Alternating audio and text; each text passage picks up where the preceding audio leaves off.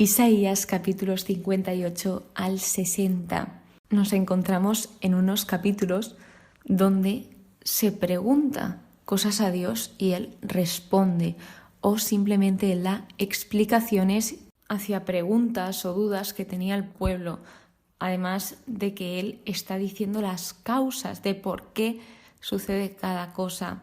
En específico, hay una pregunta que puede ser bastante recurrente y es ¿qué nos separa de Dios? ¿Qué es eso que nos está separando, que separa al ser humano de su creador? Y esto es nada más y nada menos que el pecado.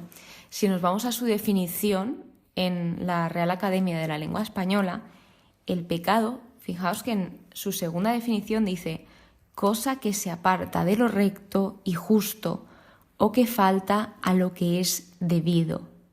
Dios es un Dios recto y justo, entonces el pecado es todo lo contrario a Dios. Así que, obviamente, si es todo lo contrario a Dios, esto nos separa de Dios. Sin embargo, siempre nos podemos arrepentir y pedir perdón por lo que acabamos de cometer, por lo que acabamos de hacer, que no es correcto. Porque el pecado no solo está dañando a Dios, es que el pecado, a pesar de que lo cometamos cada uno de nosotros, influye en los demás, repercute en los demás. Esto lo vimos hace muchísimo tiempo, que se comprobaba cómo el pecado de una persona, por ejemplo, el del rey David, repercutió en la vida de muchísimas personas. Así que debemos de tener claro esto. El capítulo 58 trata sobre el ayuno, pero sobre el ayuno agradable a Dios.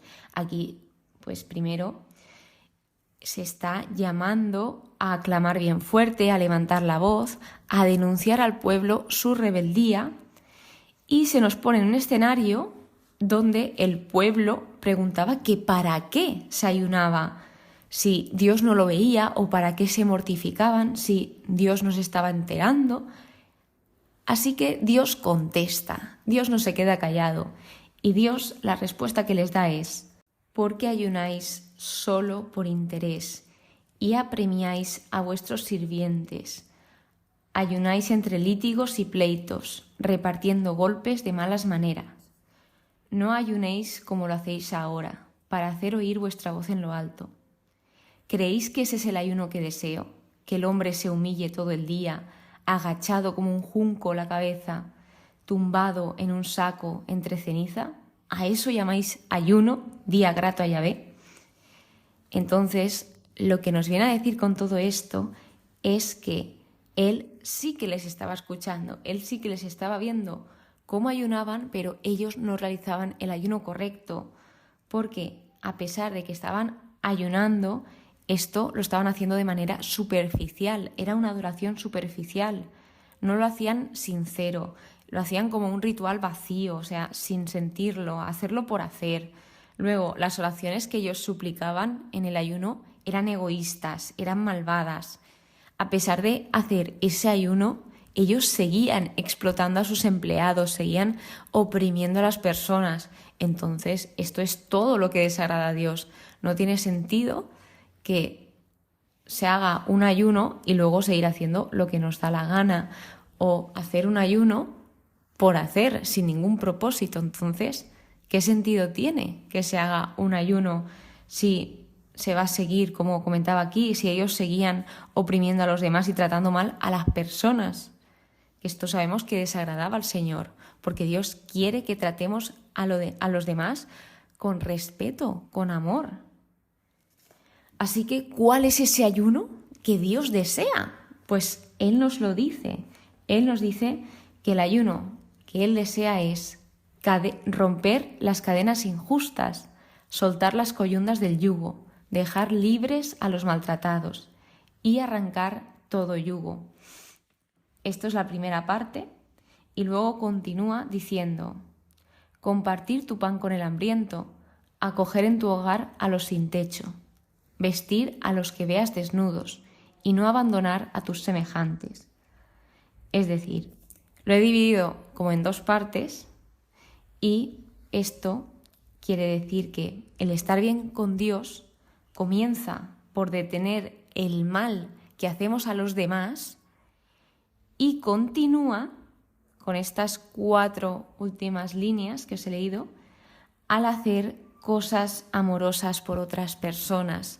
Primero corregir lo que hay en nosotros y luego darnos a los demás. En esto consiste el ayuno que Dios desea, porque Él desaprueba cualquier ritual religioso vacío, desaprueba cosas que no están hechas de todo corazón. Luego, lo que dice es que si se hace el ayuno correctamente y como Él desea, así surgirá tu luz como la aurora y tu herida se curará rápidamente.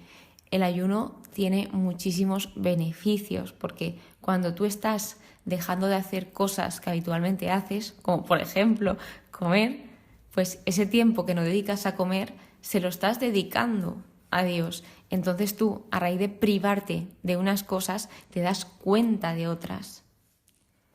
Cuando llames, Yahvé te responderá, pedirás socorro y dirá, aquí estoy. Porque Él es así, Él quiere estar con nosotros.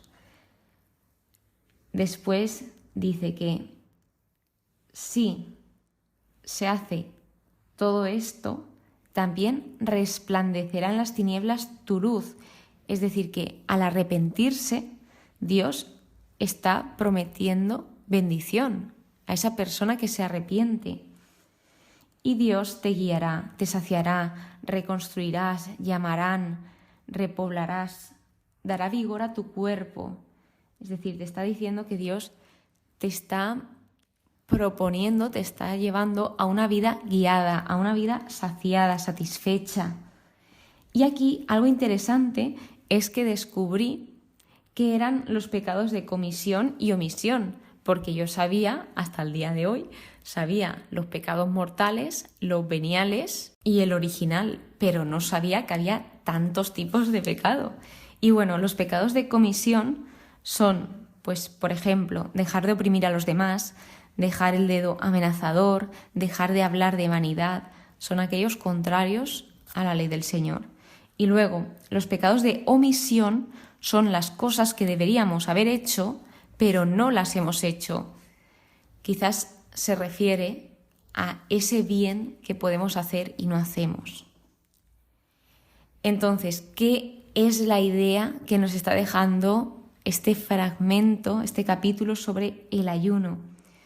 Que necesitamos buscar a Dios tanto con corazones sinceros como con acciones sinceras, no solo con palabras y no solo porque sí, sino que tenemos que adorarlo con sinceridad.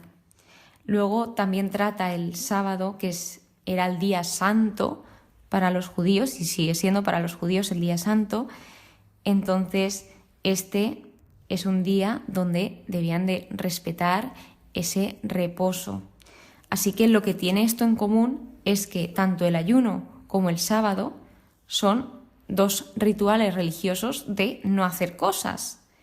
En uno no comes y en otro no trabajas.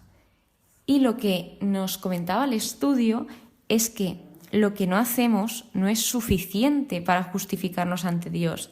Debemos de pensar en qué hacemos por el Señor, qué estamos haciendo, cómo estamos aprovechando o usando ese tiempo de reposo y de ayuno. ¿Para qué estás ayunando? ¿Para qué estás cumpliendo ese día de reposo? El capítulo 59 es un salmo de penitencia que la verdad me gustó bastante por la estructura que tiene, porque primero el profeta está anunciando una acusación, está denunciando esa rebeldía, luego la comunidad está confesando lo que ha hecho mal o en lo que ha fallado, y por último habla Dios como juez y redentor. La primera idea que tratamos aquí es que Dios salva y escucha, que Él sí que está oyendo. Dice, mirad, no es demasiado corta la mano de Yahvé para salvar, ni es duro su oído para oír. ¿Y qué es lo que pasaba? ¿Cuál es la causa de que ellos estuviesen lejos de su Dios? Son precisamente vuestras faltas las que os separan de vuestro Dios. se les está respondiendo aquí a esas dudas que ellos tienen. Entonces vemos que el pecado divide y también podemos ver cómo se culpa de nuestros problemas o de todo lo que nos pasa a otras personas, incluso a Dios. Se culpa a Dios mucho antes que a nosotros, mucho antes de ver el fallo y de ver que el problema está en nosotros. Entonces es muy fácil culpar a los demás de nuestros fallos, de nuestros problemas, de nuestras cosas que nos equivocamos, etc. Entonces también habla de los que caminan por senderos tortuosos y que quienes van por ellos no conocen la paz. Y claro, habla de estas personas que son personas que usan la violencia, se hablan de asesinatos, mentiras, no van con la verdad por delante. Lo curioso es que luego en esa confesión el pueblo reconoce lo que está haciendo y esto es importante, ver en qué estamos fallando. Ese autoconocimiento de nosotros es tremendo. Entonces ellos reconocen sus culpas y que sus culpas eran rebelarse y renegar de Yahvé, dejar de seguir a su Dios, hablar de opresión y revueltas y concebir palabras engañosas.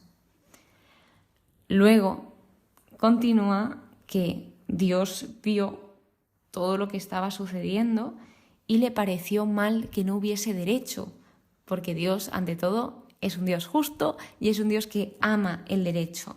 Entonces, Él, al ver esto, actuó y su propia justicia lo sostuvo.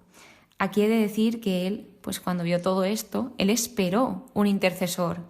Sin embargo, como no hubo nadie que quiso ser ese intercesor, Él respetó la libertad de la persona, como hace siempre, y no dejó de cumplir sus propósitos ni dejó de cumplir sus promesas. Se levantó Él mismo y lo hizo Él. Entonces nos dice que vendrá a rescatar a los arrepentidos. Y de aquí lo que sacamos es que Dios prefiere trabajar en nosotros, a través de nosotros y con nosotros, y que su victoria final se logrará con o sin nosotros, a pesar de que Él te invita a que participes. Él quiere que participemos porque Él quiere que seamos felices y Él nos va a guiar por el buen camino, porque Él es verdad y Él es vida y Él quiere lo mejor para cada uno de nosotros. Entonces termina y concluye este capítulo con que Dios cumple su propósito en las personas y a través de toda la creación. Esto a través del Espíritu y de su palabra. Y que esto lo dice de forma permanente. Concluye diciendo, dice Yahvé, desde ahora y para siempre. El capítulo 60 concluye con ese esplendor de Jerusalén y de los capítulos 60 al 62 tienen una unidad en estilo e ideas muy similar. Entonces, esto para que lo tengamos en cuenta.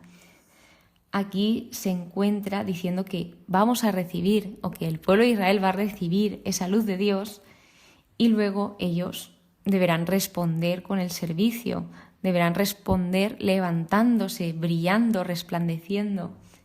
Alza los ojos en torno y mira lo que está sucediendo o lo que está por suceder.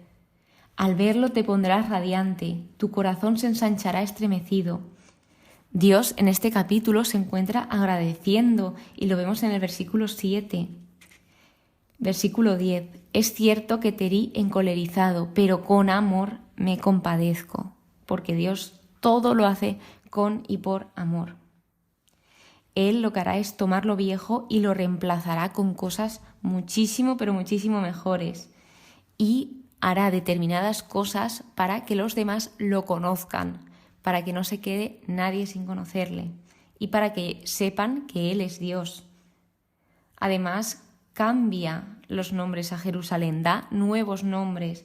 Por ejemplo, paz, justicia, victoria, alabanza, etc. Yahvé será tu luz eterna, se habrán acabado tus días de luto, tu Dios te servirá de esplendor. Yo, Yahvé, me apresuraré a cumplir esto a su tiempo. a su tiempo, que los tiempos de Dios son ideales y son perfectos, porque Él sabe, Él es infinitamente sabio y Él sabe cuándo hacer cada cosa y cuándo cumplir cada cosa. Porque, como dice aquí, Dios cumple, es un Dios fiel y hace lo que dice. Incluso hace muchísimas cosas más de las que dice. Por lo tanto, espero que a lo largo del episodio hayas aprendido o por lo menos te hayan contestado preguntas que te hayas podido plantear, como el por qué hacemos tal cosa en el caso de que veas que Dios no te está escuchando o no te está viendo. Tal vez sea porque hay algo dentro que no lo haga de manera sincera o pues tal vez que Dios está esperando a algo. Eso, las causas del Señor pueden ser infinitas. Entonces, pues sobre todo que tengamos claro que el pecado es aquello que nos aleja de Dios y es aquello que nos está privando de ser felices, de ser plenamente felices.